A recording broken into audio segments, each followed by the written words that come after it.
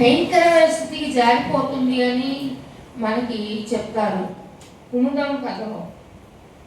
తర్వాత మనసు తలుపులు ఎప్పుడు తెరుచుకుని ఉంచుకోమంటారు ఆయన. ఎందుకంటే దేవుడా నువ్వు ఎక్కడా అని మనం పిలిచినప్పుడు ఎవరు నన్ను పిలిచేది అని ఆయన అడుగుతాడు. అప్పుడు నీ లోపల నుంచే ఆయన పిలిచేది. కాబట్టి నీ మనసు తలుపుల్ని తెరుచుకుని ఉంచుకో అంటారు ఆయన. అది మనం చాలా గుర్తుపెట్టుకోవాల్సిన విషయం. అలాగే కవులకు ఒక హెచ్చరిక కూడా చేశారు. ఓ నగ్న కవి నిజాన్ని అణిచేయి, నిజాన్ని వెలికి తీయి అంటారు.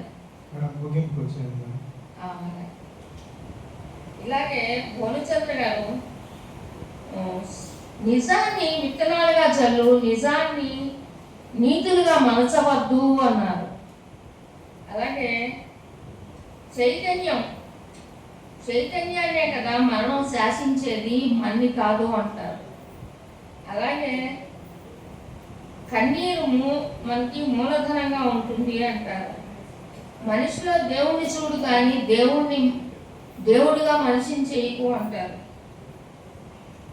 ఇలా చెప్పుకుంటూ పోతే పూర్ణచంద్ర గారి రచనల్లో ఎన్నో ఇంపార్టెంట్ విషయాలు ఉన్నాయి.